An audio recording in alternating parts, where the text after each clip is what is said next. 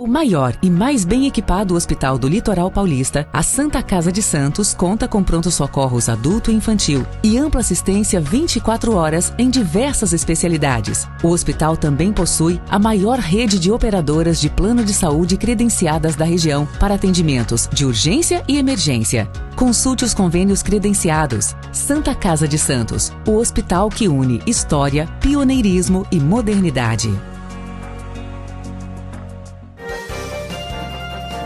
Começa agora Jornal em Foque. Apoio Santa Casa de Santos, cada dia mais completa. Olá, seja bem-vindo, seja bem-vinda em mais um Jornal em Foque. Muito obrigado pela sua audiência, muito obrigado pela sua participação. Lembrando que você pode nos acompanhar pelas nossas redes sociais, nosso Facebook, facebook.com/jornalbocnews, nosso canal no YouTube, youtube.com/bocnewstv. Também pode nos acompanhar pelas demais redes sociais. E a reprise às 5 horas da tarde na TV com Santos, canal 8 Vivo, canal 11 Net Claro, 45 da VIP Way, no mesmo horário, 5 horas da tarde, Rádio Santos FM, 92,5 MHz, mais uma possibilidade de você acompanhar o Jornal em Foque. Hoje vamos falar muito sobre um assunto que às vezes as pessoas nem se atentam, mas é fundamental para nosso dia a dia, a nossa sociedade, a medicina de tráfego. É exatamente isso, medicina de tráfego. Afinal, estamos também no Maio Amarelo e é importante a gente destacar esse assunto. Convidado muito especial, ele que é médico formado aqui em Santos, né? Hoje está em São Paulo, médico formado aqui em Santos, que é o Áquila dos Anjos Couto. Ele é diretor científico e diretor do Comitê de Micromobilidade e médico jovem da Abramet, médico especialista em medicina de tráfego da MB e Abramet e doutor em ciências e preceptor de residências médicas em medicina do tráfego da Escola Paulista de Medicina, além de conselheiro do Ciretran e médico também do trabalho. Doutor Áquila, muito obrigado pela sua presença, sua participação, currículo extenso aqui, obrigado pela sua presença aqui no Jornal em Foque. Obrigado pelo convite, é sempre um prazer poder conversar com os meus conterrâneos aí de Santos.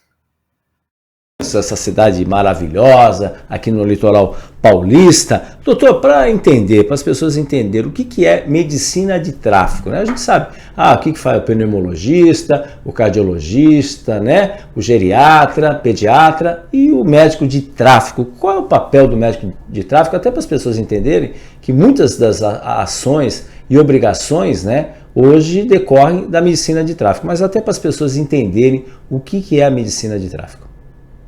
Perfeito. Então, vou falar um pouquinho sobre a medicina do tráfego. É a área da medicina que promove saúde no trânsito e também tenta mitigar todas as consequências que esse trânsito nos traz, tá? O nome tráfego nada mais é que o estudo do trânsito, por isso que a gente chama de medicina do tráfego, mas também pode ser chamado de medicina do trânsito sem nenhum problema, tá? Então, essa é a nossa atuação. Temos aí no nosso dia a dia muitas das coisas oferecidas ou vindas da medicina do tráfego, como toda a fundamentação científica da lei seca, por exemplo, como a amicus curiae, né, amigos da corte. Também tem ali a implementação do cinto de segurança, também teve o apoio, e tem toda a participação dos médicos do tráfego. Uso da cadeirinha, a gente sabe que ainda é o principal lugar de morte externa em crianças, ainda é o trânsito, então a importância do uso da cadeirinha, entre outros eventos aí que a medicina do tráfego tem trabalhado em conjunto. Importante esclarecimento. Vamos pegar, infelizmente, apesar da lei seca vigorar, os cuidados que tem, a gente infelizmente tem acompanhado aí cada vez mais casos, tragédias aí. Eu sempre lembro isso que aconteceu com essas duas jovens que estavam na faixa de segurança aqui em São Caetano, se eu não me engano, e a velocidade do carro era tanta que simplesmente você não vê o carro passando, e infelizmente essas duas jovens que perderam a vida. E a gente tem, dentro do Maio Amarelo, a gente tem números que são números que preocupam bastante. A gente percebe uma escalada aí do aumento da violência no trânsito, né? E há uma preocupação muito grande nesse sentido. Por mais que a gente tenha leis, né, doutor? Por mais que a gente tenha toda uma regulamentação, de nada adianta se as pessoas não seguirem, e é claro, a legislação penal também foi mais dura em relação a isso daí, né? Como é que vocês atuam junto também, né? Obviamente pareceres, às vezes vocês são consultados muitas vezes por juízes, promotores, para poder aí ter definições sobre determinados assuntos, sobre determinados casos. Isso é muito comum também nos profissionais de medicina? Sim, infelizmente a gente tem esses números alarmantes. O Brasil é o terceiro país que mais mata no trânsito ainda, então assim, o caminho é longo. A gente está na década de ação ao trânsito, desde 2011 a 2020 foi a primeira década. E o que fala a década? A década nada mais é que a tentativa de reduzir em 50% a morte no trânsito.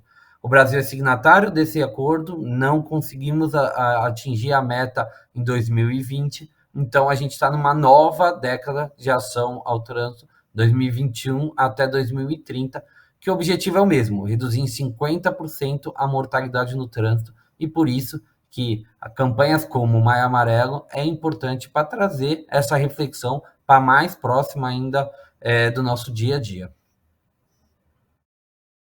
A gente está avançando porque os números, a gente já está na metade dessa década. Os números ainda estão longe do ideal, né? Em alguns casos, na capital parece que a situação melhora, mas a gente percebe assim um crescimento. Se antes as principais vítimas eram os pedestres e ciclistas, a gente percebe claramente, e o perfil é muito claro, mais homens, ou quase 80% dos casos, arredondando, são homens, e 20% das mulheres, e os motociclistas acabam aí justamente jovens. A gente tem um quadro aqui, as maiores taxas de mortalidade por faixa etária, dados do Infociga, as maiores faixas justamente ali de 20 a 24 anos, 18,5%, depois de 25 a 29 anos, 14,62%, depois de 30 a 34 anos, 14,23%, depois as idades um pouco mais avançadas, 50 a 54, 15,9%, e de 60 a 64, 17,34%, que é a segunda no ranking aí das maiores taxas de mortalidade. O que dá para entender com esses números que estão disponíveis no Infociga? A gente só reuniu esses números aqui no estado de São Paulo para a gente ter como referência, é claro, nesse sentido, que tem a maior frota, é claro. Com relação ao modal moto, desde 2015 ele passou, e agora é sim o modal de maior preocupação. Antes eram os pedestres, agora são as motos, e assim, não só ultrapassou, mas disparou com os números alarmantes que a gente tem visto atualmente. Hoje, no último ano, na verdade, foram 40% das mortes no trânsito estão relacionadas diretamente com a motocicleta, e 60% das internações são também oriundas de motocicleta. Então, a gente sabe que a moto deixa o usuário, o passageiro, um pouco mais exposto. São lesões principalmente de membros, depois lesão de cabeça, que a gente chama de traumatismo crânioencefálico, e só nessa somatória de lesões de membro mais lesão de cabeça é o que dá ali um dano bem grave com relação à estrutura óssea mesmo do nosso corpo. O que o senhor falou, a gente tem, quando a gente fala de mortes, é claro que é uma tragédia para a família, mas a gente também tem as sequelas, né? Quantos jovens acabam perdendo membros, né? E a gente tem a rede Luci Montoro como exemplo, né, doutor, em relação a isso, acabam perdendo, ficando com sequelas que muitas vezes eles mudam completamente a vida, ou seja, e há casos, infelizmente, até de situação vegetativa, né, quando às vezes não usou um capacete adequado, né, porque o capacete também é importante, né, às vezes compra-se o mais barato, né, ou aqueles capacetes abertos. Até como dica, doutor, quais são os capacetes que devem ser usados?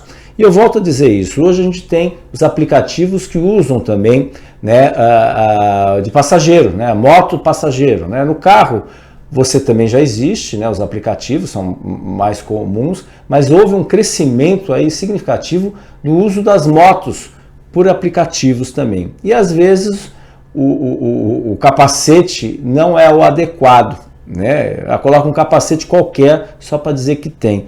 Isso também é uma preocupação, vocês têm percebido também esse tipo de situação em relação principalmente à qualidade, ao uso do capacete, que muitas vezes não deve ter aí parecer do Inmetro, enfim, qual é o órgão que fiscaliza a qualidade do capacete, porque uma velocidade, só para a gente ter uma ideia, um motociclista com uma velocidade de 60 a 70 km por hora, qual o impacto que isso vai ter aí efetivamente quando ele cai ao solo, enfim, e as tragédias que podem decorrer disso, só para os nossos internautas, telespectadores e ouvintes entenderem, doutor.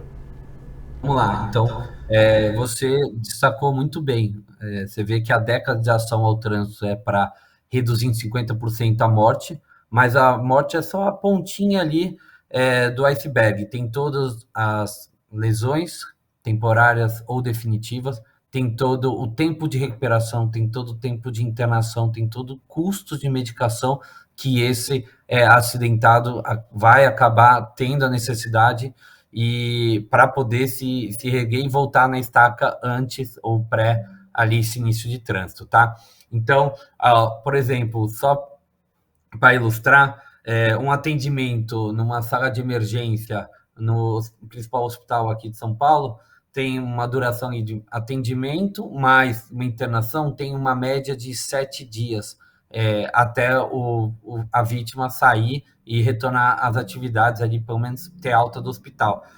Enquanto isso, na reabilitação, a cada pessoa que entra ali no processo de reabilitação, ele tem um tempo de permanência estimado em 35 dias. Então, ali por algum descuido, alguma situação que o trânsito trouxe, acabou ficando 1 mês e 5 dias fora das atividades, fora de casa e todo esse processo ali também de sofrimento da parte familiar.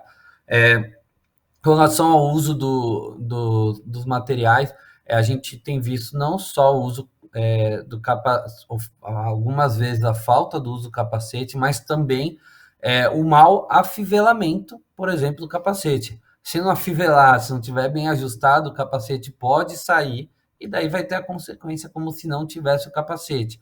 Lembrando também que a partir do momento que o capacete cai ou acaba tendo ali envolvimento, uma colisão no chão, é sugestão de todas as fabricantes que troque o capacete, porque ele já perdeu o coeficiente de absorção para que ele foi feito para a origem dele. Então, tem que ter essa cautela do próprio fabricante. Todos os capacetes feitos pelo Inmetro são validados pelo Inmetro, esse sim que deve ser comprado, tá? E a gente recomenda também que tenha uma proteção um pouquinho mais expandida, principalmente protegendo aqui mento, tá? O queixo. É importante para poder minimizar todas as consequências. Se o trauma, por exemplo, para explicar um pouquinho o mecanismo de funcionamento do capacete. Se o trauma for aqui, ele recebe o impacto e tenta distribuir por todo o capacete. Então, ele diminui o impacto direto dentro do seu arcabouço craniano mesmo, e nessa divisão dissipa a energia e acaba recebendo menos energia e menos consequência ali para o seu cérebro que está embaixo ali dessa parte craniana. Então, é muito importante o uso correto dos EPIs. A gente sabe também com relação aos fatores de risco. Eu vou trazer até uma curiosidade, Fernando. Hoje em dia, nós que estudamos a parte de trânsito, a gente não fala mais, por exemplo, em acidente de trânsito. A gente fala em sinistro de trânsito desde a atualização da nomenclatura pela Associação Brasileira de Normas Técnicas em 2022. Por quê? Porque hoje a gente tem o pleno entendimento que o acidente nem sempre é acidental, nem sempre é por acaso. A gente sabe como os acidentes ou o sinistro de trânsito geralmente ocorrem e como a chance de ter um sinistro de trânsito como esse, tá? Então, a gente chama agora de sinistro de trânsito mesmo. Esse gancho, doutor, que o senhor falou que os membros e a cabeça são os principais, que a gente percebe aí alguns motociclistas aí usando capacetes totalmente inadequados, aqueles capacetes geralmente que dá cor preta, se eu não me engano, e eles não têm visor. Todo capacete deve ter visor, né? Tem que ter o símbolo do Inmetro, né? Que não dá para comprar capacete no mercado paralelo.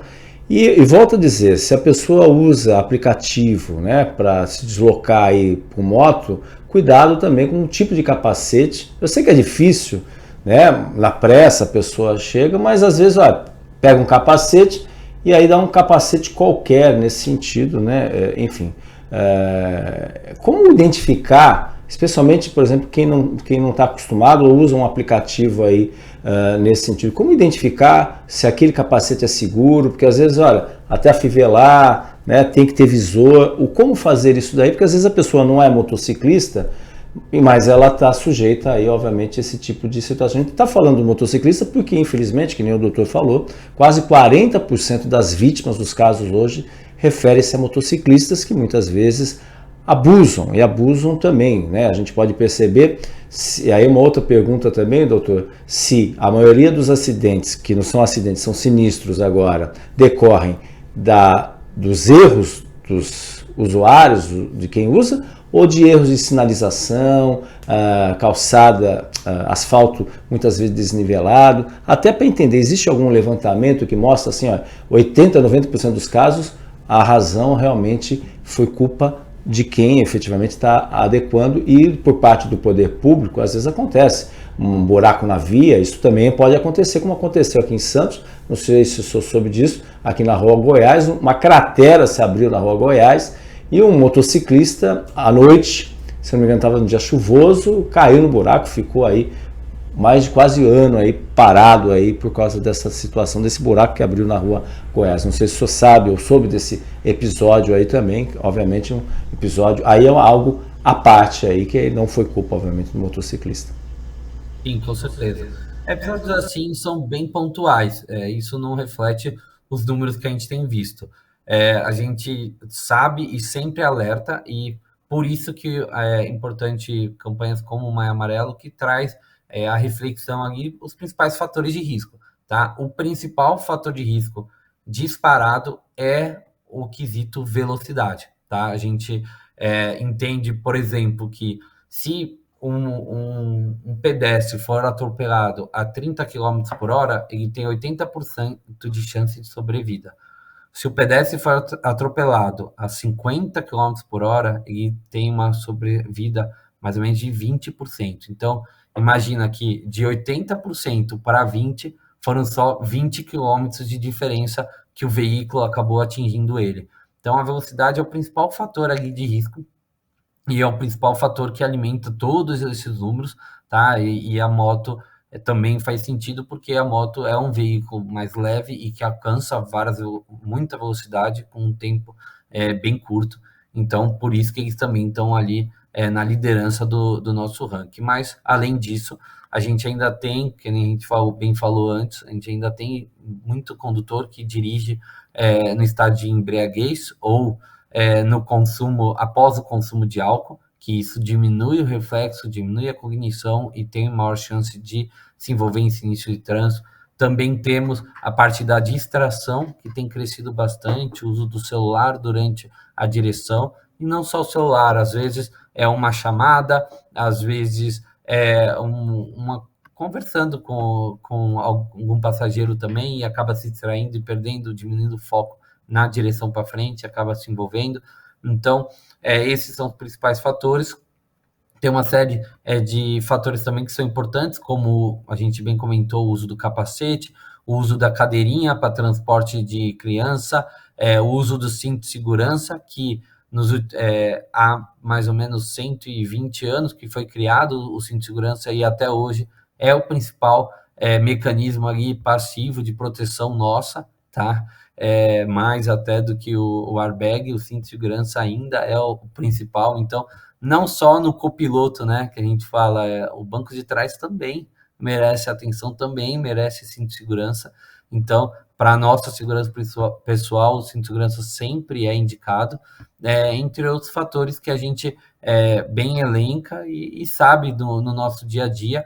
Claro que o respeito à lei de trânsito, acho que é legal a gente comentar e tirar um pouco dessa mística que o Código de Trânsito Brasileiro foi criado para punir os condutores. Na verdade, não foi isso. O Código de Trânsito Brasileiro é um código para tentar harmonizar todos os usuários de via. O pedestre nada mais é um usuário de via que optou por ir a pé. O ciclista optou por ir de moto ou de bicicleta. O motociclista de moto. o motorista de carro optou por ir de carro, não necessariamente os números do motociclista deveriam ser tão altos só porque ele optou ir de carro. Se ele optasse ir de moto, se ele optasse de carro, então deveria morrer mais. Não é bem assim, né? São só opções de transporte. Então, o Código de Trânsito Brasileiro tenta harmonizar, e ali no seu artigo 29, ele traz muito claro que o mais vulnerável tem que ser protegido pelos demais. Então, é aquela famosa frase, né? O maior protege o menor. Então, o pedestre tem que ter prioridade, tem que ser protegido pelos demais veículos, e assim sucessivamente, para a gente entender e harmonizar todas as relações. Ninguém sai ganhando quando tem uma colisão ou quando tem um sinistro de trânsito, até porque todo mundo tem que parar o que está fazendo para poder acudir ou para poder desviar, nem que seja daquele sinistro de trânsito. Então, evitar ali o contato, e daí a gente traz aquela palavrinha de direção defensiva. Quanto mais a gente promover essa ideia, com certeza mais deslocamento a gente vai ter até, e mais fluxo até a gente vai ter. No segundo bloco aqui do Jornal em Foque.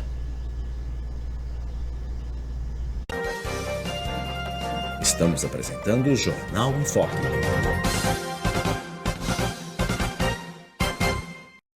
O maior e mais bem equipado hospital do Litoral Paulista, a Santa Casa de Santos, conta com pronto-socorros adulto e infantil e ampla assistência 24 horas em diversas especialidades. O hospital também possui a maior rede de operadoras de plano de saúde credenciadas da região para atendimentos de urgência e emergência. Consulte os convênios credenciados. Santa Casa de Santos, o hospital que une história, pioneirismo e modernidade. Você quer receber notícias do Boc News no seu celular e e-mail? É fácil. Acesse bocnews.com e inscreva-se para receber a edição digital do Boc News no seu final de semana. E para receber também o boletim diário, resumo do dia, sempre de segunda a sexta, envie uma mensagem pelo WhatsApp 13 99123 2141. Fique bem informado e receba sempre conteúdo de qualidade com a credibilidade do Boc News.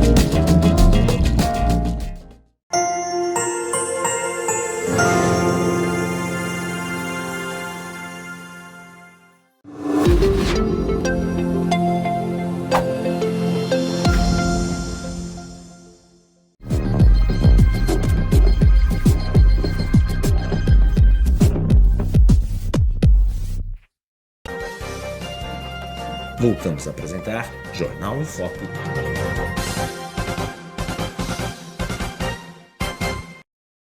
Olá, estamos de volta no segundo bloco do Jornal em Foque de hoje, falando justamente sobre medicina de tráfego, importantes informações, porque todos somos pedestres, alguns são ciclistas, outros motociclistas e motoristas, mas todos somos pedestres e, é claro, estamos no Maio Amarelo. Dr. Áquila dos Anjos Couto, que é é médico, mas também professor também, né, doutor? Professor aí também de vários jovens estudantes, ele que é muito jovem também, que é doutor em ciências e preceptor de residência médica em medicina do tráfego da Escola Paulista de Medicina, também diretor científico e diretor do Comitê de Micromobilidade do Médico Jovem da Abramet, AMB também. Doutor, até pegando esse gancho, também como conselheiro do CETRAN, o senhor falou no bloco anterior, né, foi a cadeirinha, que é uma preocupação também, não dá para comprar cadeirinha mais barato, barato pode sair caro.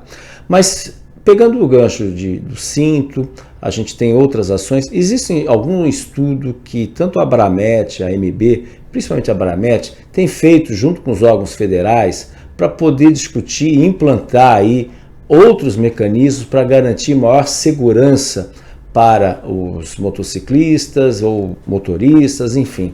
Existe algum outro estudo que está sendo desenvolvido que vocês têm percebido, por mudança de hábito, por uma série de questões, que há uma necessidade de uma atenção maior, porque esses índices estão começando a chamar a atenção e há uma necessidade de algum outro tipo de equipamento aí a ser colocado, a ser previsto, né? Ainda que as montadoras, eu sei que elas não gostam muito, né? Mas ser previsto em cima disso daí para poder garantir maior segurança, até para atingir a meta aí, obviamente, que a gente tem aí prevista para essa década, que infelizmente passamos a metade dessa segunda década, terceira década desse século, e a gente ainda está patinando em relação a isso, pois somos o terceiro país que mais mata no trânsito.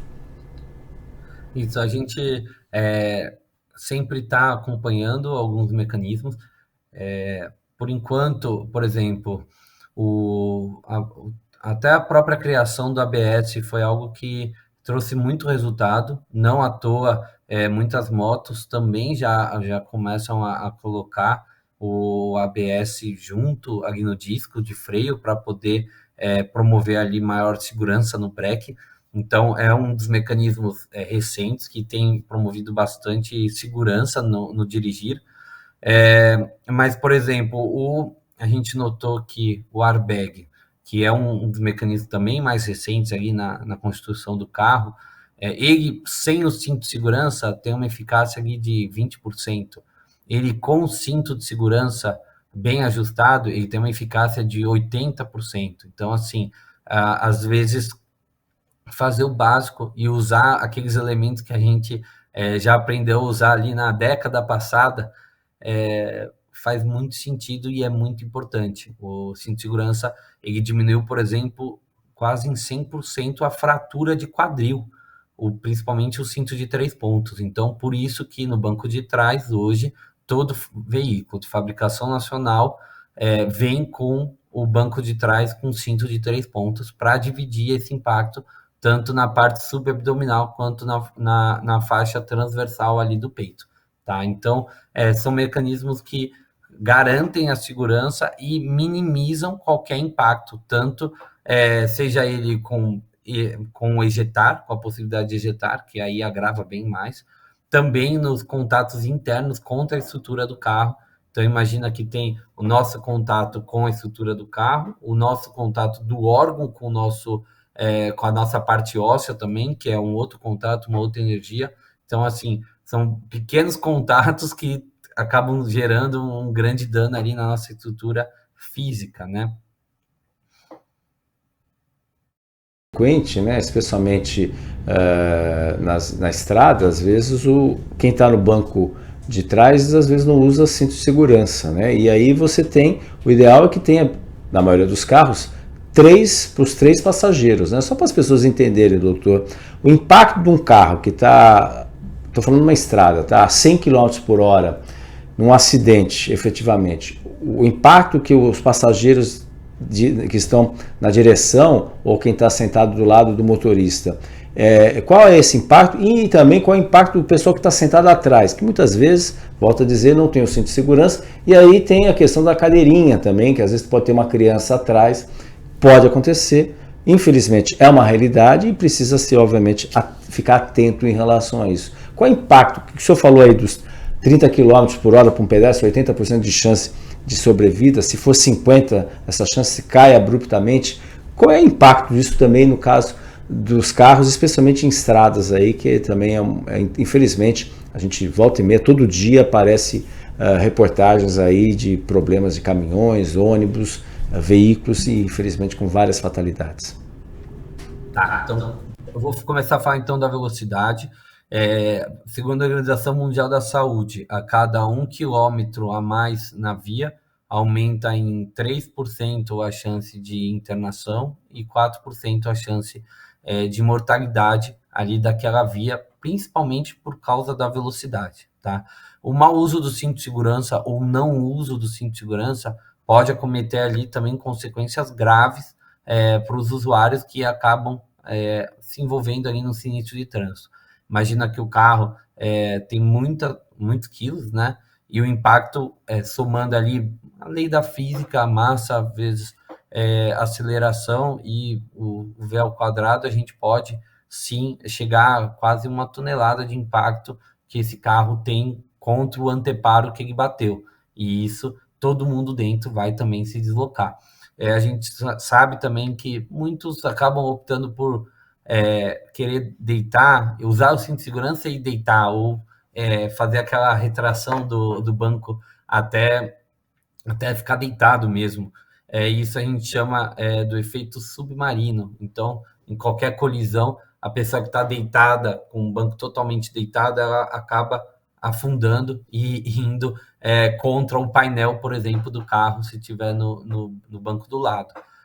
Se a pessoa não estiver usando cinto de segurança no banco de trás, mas o copiloto ou o piloto está usando no da frente, esse piloto, ele está seguro? Não, também. Tem um efeito chamado efeito chicote. Nada mais é que a pessoa de trás vai bater no banco e esse banco, com a energia que recebe, vai jogar o seu pescoço para frente e acabar lesando a coluna cervical no famoso efeito chicote. Então, o uso do cinto de segurança não só para o motorista, mas para quem estiver no banco de trás, atrás dele, também é muito importante. A gente sabe que essa pessoa atrás, se não usando o cinto, por exemplo, tem 5 vezes mais chance de machucar e até matar o motorista que estava ali corretamente usando o cinto de segurança. Então, é importante que todos os usuários, mesmo dentro do carro, usem o cinto de segurança. Com relação à criança, a lei da cadeirinha foi um marco, e por que a gente valoriza isso? Porque os números não são tão agradáveis na parte da criança, ainda assim o trânsito é o principal lugar onde a criança morre como morte externa, tá? Então, o trânsito é mais perigoso do que afogamento, o trânsito é mais perigoso do que queimada e outras causas externas, tá? Então, o trânsito ainda está nessa liderança. Então, por isso que a gente enfatiza o uso da cadeirinha. A gente sabe também, pelo Código de Trânsito Brasileiro, é proibido o transporte de criança a menos que 10 anos pela moto, por exemplo. E a gente vê ainda muita gente arriscando ali colocar a criança antes de 10 anos. Por quê? Porque ela não tem força ou estrutura suficiente para se equilibrar na moto, caso tenha algum sinistro de trânsito. Então, ela está totalmente vulnerável ali, tentando segurar ali no pai, na mãe, ou no tio, ou em alguém que confia ali na moto, que está dirigindo a moto, mas ela não alcança, por exemplo, o pé no pedal, e nem tem força suficiente, caso tenha alguma queda, nem que seja queda lateral, ou até mesmo imagina uma colisão. Então, é muito importante a gente enfatizar isso também, tá bom? Esses e outros fatores aí, principalmente a velocidade, mas também o consumo de álcool, que não raro a gente vê. Teve um sinistro bem grave aí no final do ano, né, que abalou também bastante gente, envolvendo músico na Baixada Santista. Então, que tinha sim o consumo de álcool e não adianta, diminui muito o tempo de reação, diminui muito o tempo de frenagem. O álcool é uma substância que faz a depressão do sistema nervoso central, né, e deprime, então fica tudo mais alargado e aumenta muito a chance, ali 0,3, aumenta em 140 vezes a chance de sinistro de trânsito, de acordo com o estudo francês, tá? Então, é muito importante a gente sempre enfatizar sobre o consumo de álcool e outras substâncias e direção veicular. Que alguns podem falar assim, é só uma cervejinha, é só um doce de licor, né? Vou tomar a segunda aqui, só vou sair daqui a 2 horas, 3 horas, enfim, até para tirar alguns mitos e verdades para as pessoas. O que pode, em tese, obviamente não se pode nada, mas assim, o cara bebeu uma cervejinha, está numa festa, tal, uma cerveja, qual o impacto que isso tem? 2 cervejas com impacto, 3, e assim, tem gente que até pede a conta aí, vai pegar o carro, enfim, a moto, muitas vezes. A gente sabe que boa parte, infelizmente, desses sinistros ocorrem por causa do álcool. Outras drogas também, mas o álcool principalmente. Como é que, só para as pessoas entenderem, qual impacto isso tem? Eu tomei uma cerveja, então espero para pegar o carro daqui a quanto tempo? Daqui a 2, 3 horas, aí já está numa situação. O vinho, por exemplo, o uísque, que aí é uma outra realidade, um casamento, o cara toma uísque, né? Pega um aplicativo, pega um táxi, é melhor, é mais tranquilo, é mais sossegado. Enfim, só para as pessoas entenderem, porque às vezes é só uma cervejinha, e a cervejinha, a segunda, a terceira e assim vai. O que é efetivamente, qual é o impacto que isso tem no sistema do cidadão, da cidadã, enfim, da pessoa? Ótimo, que a gente teve participação direta ali na conceituação ali da lei seca, né? Então, é muito importante a gente falar sobre isso, e é uma pergunta muito comum, quanto que eu posso beber e depois dirigir, ou quanto tempo depois eu posso dirigir sem ser pego no bafômetro ou já com situações normais ali fisiológicas. A verdade é que não existe dose segura, não existe tempo mínimo ou máximo ali para poder voltar a dirigir pós-bebida. A gente sabe que se ingeriu álcool, não deve dirigir, tá? Pequenas quantidades de álcool começam a agir no corpo todo. Por exemplo, o olho fica um pouquinho mais seco, pode ficar irritadíssimo e não é raro, por exemplo, ver quem consumiu muito álcool ter o fundo do olho bem vermelho. Isso é um pequeno exemplo da função do álcool ali. Além disso, na parte do sistema nervoso central, ele diminui a atenção, diminui o tempo de frenagem, aumenta a distração. Na parte comportamental, no começo tem essa leveza, essa euforia, que é muito do que quem opta por beber álcool busca, mas depois, com o tempo e principalmente com a quantidade, ele traz ali um pouco mais de impaciência, irritabilidade, agitação e até, de repente, agressividade, dependendo da pessoa e o quanto. Fora isso, cada um tem um mecanismo fisiológico, cada um tem uma estrutura pessoal mesmo de corpo. Então, tem pessoas que acabam digerindo mais rápido aquele álcool pelo fígado, pelos rins, ou tem pessoas que acabam digerindo bem mais devagar. Eu gosto muito de dar o exemplo, isso é clássico. A pessoa com etnia japonesa tem ali uma reação cutânea, o rasgo cutâneo muito mais rápido com a presença do álcool, se comparado com uma pessoa com etnia alemã, italiana, ou entre outras etnias. Então, isso é muito pessoal, muito da pessoa. Não tem como a gente falar quanto e em quanto tempo tem ali o consumo do álcool 100%, tá bom? O gancho, a gente falou do álcool, algo, digamos assim, que é, digamos assim, socialmente admitido. Mas a gente sabe também que tem as outras drogas, essas mais pesadas. Pesquisadores aqui da Unifesp já divulgaram pesquisas aqui, encontraram aqui no mar, aqui no estuário aqui da região, aqui uma quantidade de consumo aí de cocaína, né? E aí é uma realidade, a gente não pode fugir dessa realidade, doutor. Quando isso a gente está falando do álcool e o impacto da comparação, por exemplo, com outras drogas ilícitas, eu falo maconha, cocaína, heroína, enfim. Qual é a diferença? Só para as pessoas entenderem, eu não bebi álcool, mas aí acabou usando outro tipo de droga. É pior ainda ou existem drogas que, entre aspas, o impacto do álcool ainda é maior do que essas drogas ilícitas? Só para a gente entender aí, diante da gravidade desse assunto. Sim, depende da droga, na verdade. A cocaína tem um efeito mais estimulante, então ele tem ali um efeito clínico mais de acelerar o metabolismo e fica mais impaciente, tem um início mais imediato e tem consequências de agressividade até na própria fala, na própria direção, bem mais agressivo, com outros tipos de comportamento.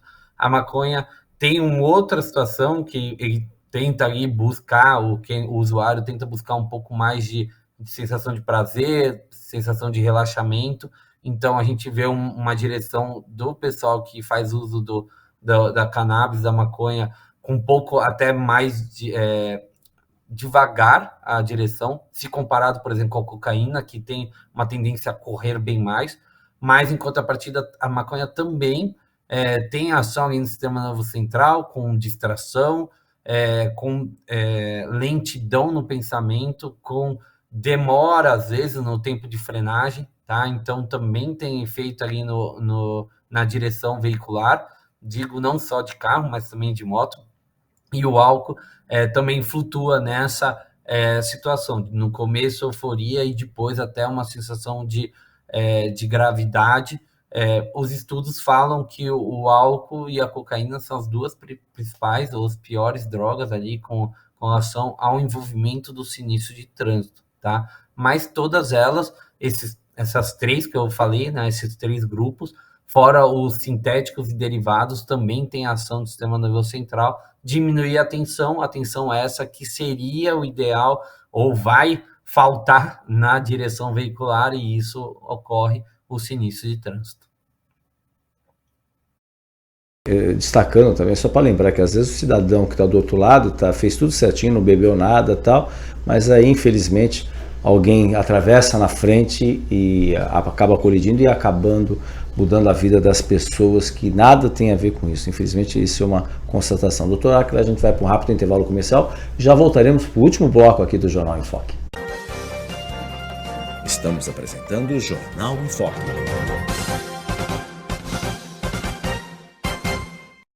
O maior e mais bem equipado hospital do Litoral Paulista, a Santa Casa de Santos, conta com pronto-socorros adulto e infantil e ampla assistência 24 horas em diversas especialidades. O hospital também possui a maior rede de operadoras de plano de saúde credenciadas da região para atendimentos de urgência e emergência. Consulte os convênios credenciados. Santa Casa de Santos, o hospital que une história, pioneirismo e modernidade. Você quer receber notícias do Boc News no seu celular e e-mail? É fácil. Acesse bocnews.com e inscreva-se para receber a edição digital do Boc News no seu final de semana. E para receber também o boletim diário, resumo do dia, sempre de segunda a sexta, envie uma mensagem pelo WhatsApp 13 99123 2141. Fique bem informado e receba sempre conteúdo de qualidade com a credibilidade do Boc News.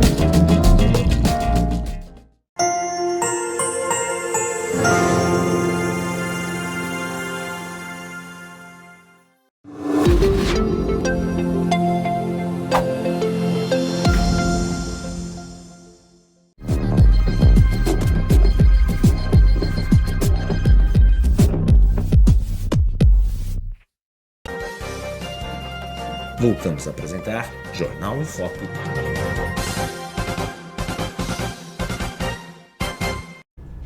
Olá, estamos de volta no último bloco do Jornal em Foque de hoje, falando sobre a questão do trânsito, medicina de tráfego aí, tema importantíssimo. Estamos no Maio Amarelo e o nosso convidado é o diretor científico e diretor do Comitê de Micromobilidade e do médico jovem da Abramet, também profissional especialista em medicina de tráfego da MB Abramet e doutor em ciências e preceptor de residência médica da escola, da área de medicina do tráfego da Escola Paulista de Medicina, Dr. Áquila dos Anjos Couto. Doutor Áquila, até pegando o gancho, né? O senhor que é daqui de Santos, o senhor sabe, a orla da praia, as ciclovias, né? A gente tem muito uso aí de bicicletas.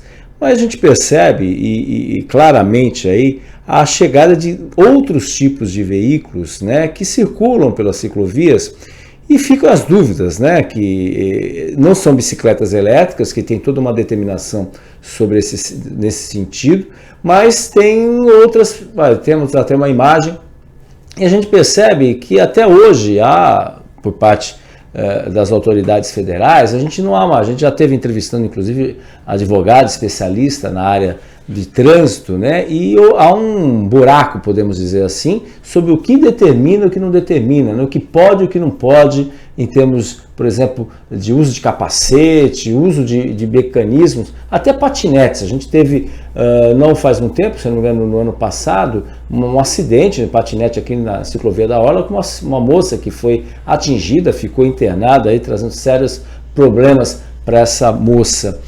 O que fazer com essas micromobilidades, esses novos meios de transporte que estão ganhando cada vez mais força e a gente não percebe aí claramente algum tipo de normas, aí, obrigações e até fiscalização também, porque aqui no caso de Santos, a CT Santos, a gente não pode porque não está previsto na legislação federal. E aí um faz o outro e a gente percebe claramente.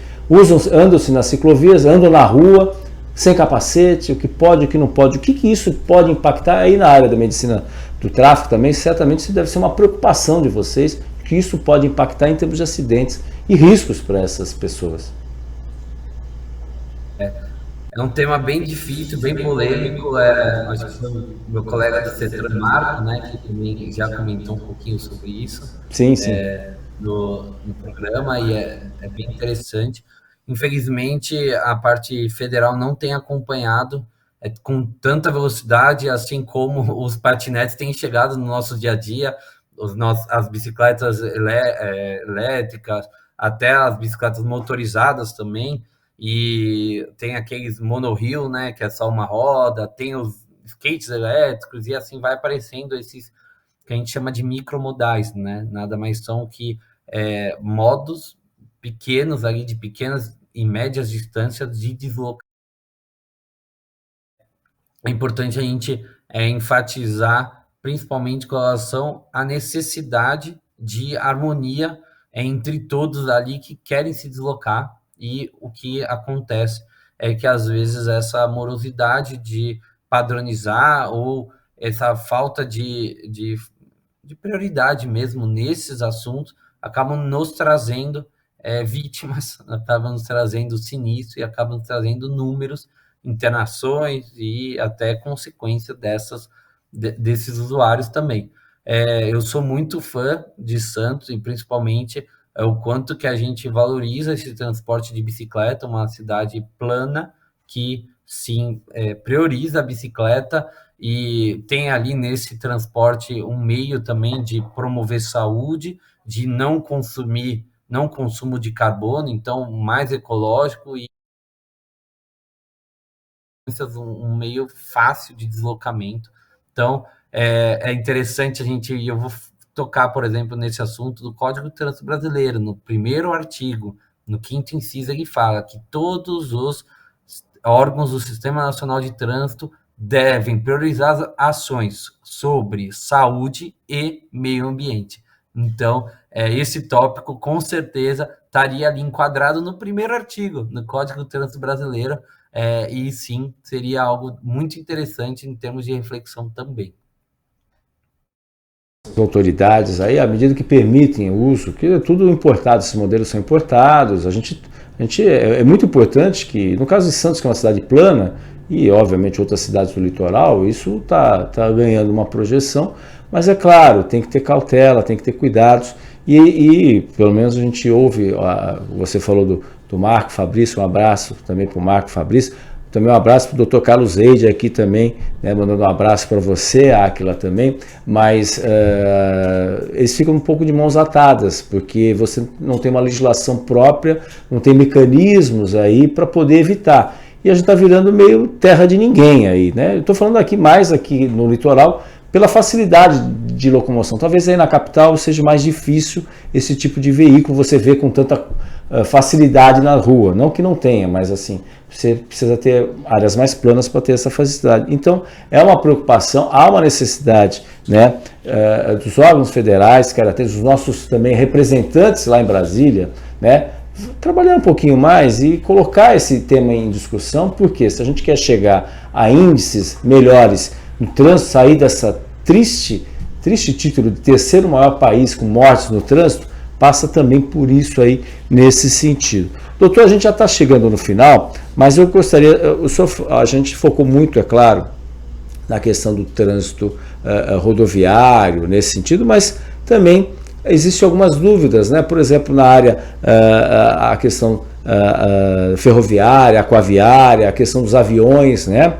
Que às vezes ficam dicas, por exemplo, a pessoa vai viajar, né? Vai viajar especialmente para o exterior, uma distância longa. Os cuidados, por exemplo, com quem tem alguns tipos de problema, trombose, que pode acontecer durante uma viagem longa, né? Ou simplesmente outros tipos, ou dentro do navio, por exemplo, também, que é uma outra preocupação nesse sentido. Como é que no caso, vocês como profissionais da medicina, especificamente do tráfego, como é que vocês atuam e quais são as dicas e sugestões que vocês podem dar também para esse tipo de situação? Por exemplo, o espaço aéreo, gestantes não são indicadas para viajar, dependendo do quantos meses de gestação. Existem algumas observações que devem ser levadas em consideração.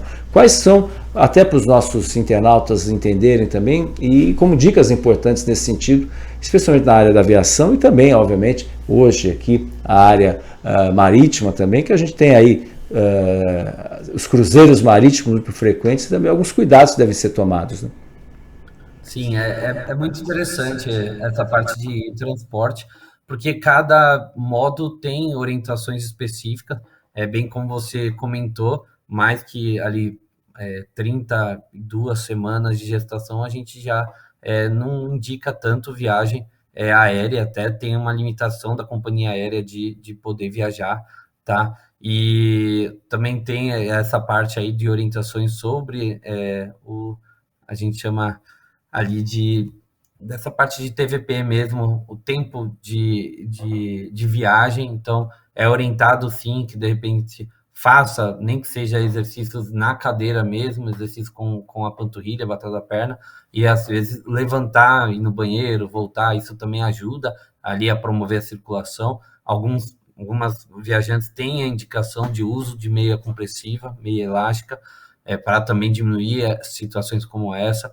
Fora isso, também o uso de álcool durante o voo, por exemplo, a gente sabe que o álcool tem esse efeito de desidratar mais, então nem sempre é indicado o consumo de álcool, principalmente em viagens maiores, pode ter ali uma desidratação, pode ter mais efeito ali com relação à gravidade também. Então, tem muitas condições e situações dependendo do tipo de viagem e para onde vai também. A gente tem ambulatórios específicos, por exemplo, para orientar sobre essa parte do viajante.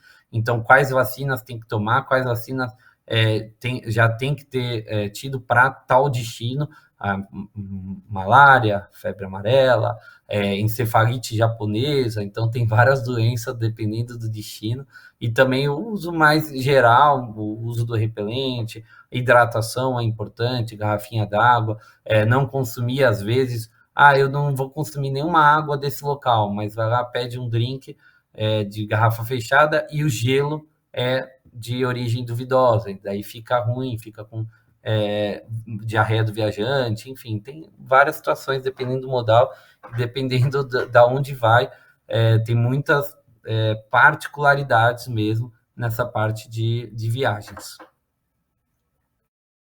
De viagens, o uso de, por exemplo, tem pessoas que viajar de avião entram em pânico, literalmente, né? E aí, às vezes, a pessoa toma lá um ansiolítico, enfim, toma algum medicamento nesse sentido. Pela experiência, o que pode, o que não pode, antes tem que falar o ideal é conversar com o médico da pessoa para ver, né? Porque tem os efeitos colaterais. E você está dentro do avião, não tem muito o que fazer. Aliás, não tem nada o que fazer, né? Você pode acontecer a pessoa passar mal.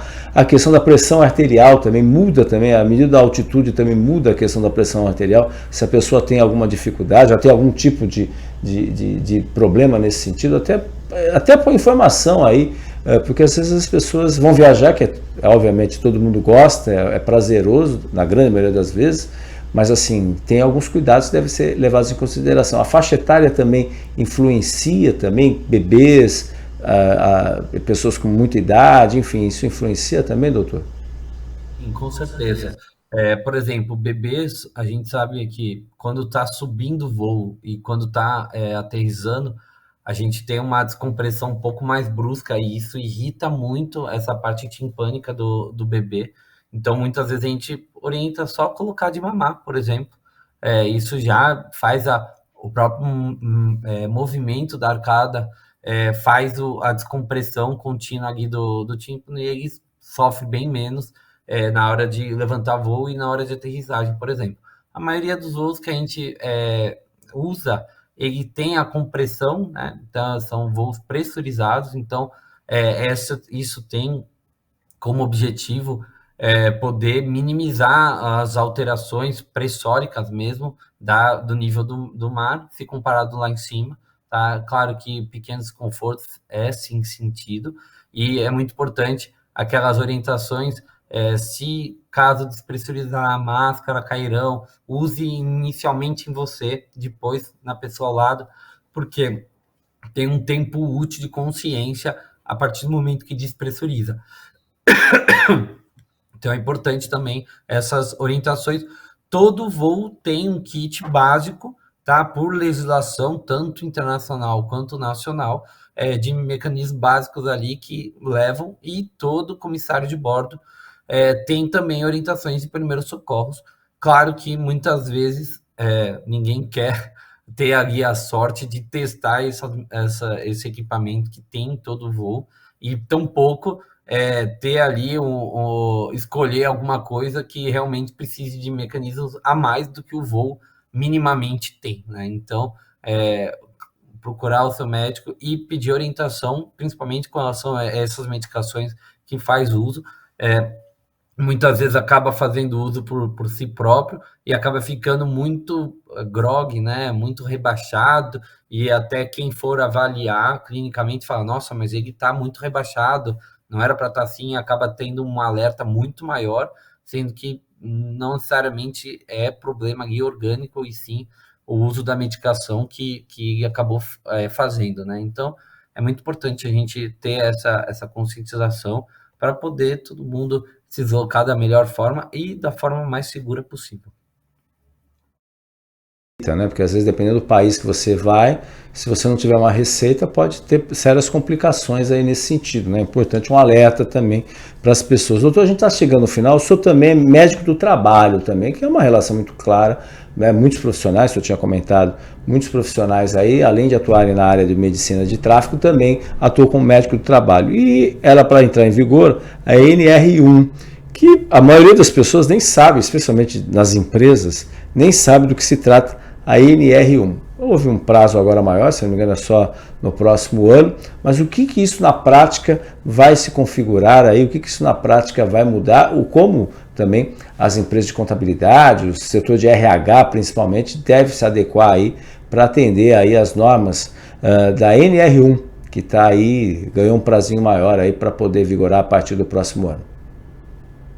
A NR1, ela nada mais é que ela tenta trazer ali o assunto sobre saúde mental também nessa parte do trabalho, tá? Então, o governo federal está propondo ali medidas e métodos de avaliação sobre essa parte também de saúde mental.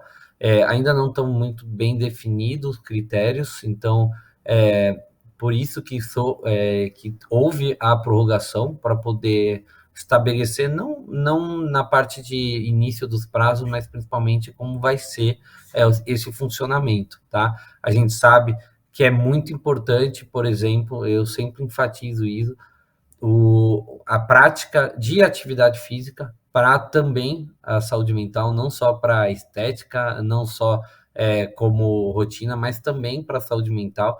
Então, é importante você, trabalhador, ou eu como trabalhador, alinhar no nosso dia a dia. Eu sei que fica muito corrido às vezes, mas alinhar também a atividade física e como forma de proteção e promoção de saúde mental, tá? Então, assim, a gente ainda está acompanhando, a gente não sabe ainda muito como vai ser os próximos passos, mas de antemão é interessante a gente falar sobre, né, saúde mental, falar sobre, principalmente depois da pandemia, a gente viu essa importância no nosso dia a dia, na nossa sociedade. Literalmente aí trouxe à tona um problema que estava muitas vezes escondido para muita gente e acabou aí ganhando um destaque maior e obviamente afetando a qualidade das ações, não só da pessoa, mas também dentro da empresa. É como um acidente, uma pessoa que sofre um acidente, isso tem impacto no SUS, tem impacto no INSS e todos nós, por às vezes um erro individual, todos nós, toda a sociedade paga por isso também. Doutora Áquila dos Anjos Couto, muito obrigado pela sua presença, foi bem esclarecedor aí, obrigado mesmo, sucesso aí nas suas atividades. Eu sei que o senhor volta e meia, sua família está aqui em Santos, volta e meia está aqui em Santos aqui, né? Agradecemos muito sua participação. Parabéns. Obrigado, meu amigo, obrigado pelo convite, estamos à disposição, obrigado pela oportunidade e é isso, vamos conversar mais sobre temas assim. Acho que tem um impacto, que nem você falou, tem um impacto universal ali para todos que estão na sociedade e também é parte do nosso dia a dia. Então a gente se sente muito próximo de temas como esse. Afinal, desde criança até idoso, todo mundo se desloca e todo mundo que se desloca está ali englobar né, nessa ideia de Maio Amarelo. Áquila dos Anjos Couto, muito obrigado pela sua presença. Ele que é médico especialista em medicina de tráfico da MB Abramet, também doutor em ciências e preceptor da residência médica em medicina do tráfico da Escola Paulista de Medicina, também conselheiro do CETRAN e diretor científico e diretor do Comitê de Micromobilidade do Médico Jovem da Abramet. Muito obrigado pela sua presença, sua participação. Lembrando que você pode assistir ao programa a qualquer momento nas nossas redes sociais. E a reprise, 5 horas da tarde, na TV Com Santos, canal 8, Vivo 11 Net Claro, 45 VPWay, no mesmo horário, 5 horas da tarde, Rádio Santos FM, 92,5 MHz. Mais uma possibilidade de você acompanhar o Jornal em Foque. Tenham todos um ótimo dia e até amanhã em mais um Jornal em Foque. Tchau, tchau. O maior e mais bem equipado hospital do Litoral Paulista, a Santa Casa de Santos, conta com pronto-socorros adulto e infantil e ampla assistência 24 horas em diversas especialidades. O hospital também possui a maior rede de operadoras de plano de saúde credenciadas da região para atendimentos de urgência e emergência. Consulte os convênios credenciados. Santa Casa de Santos, o hospital que une história, pioneirismo e modernidade. Você conferiu Jornal em Foque. Apoio Santa Casa de Santos, cada dia mais completa.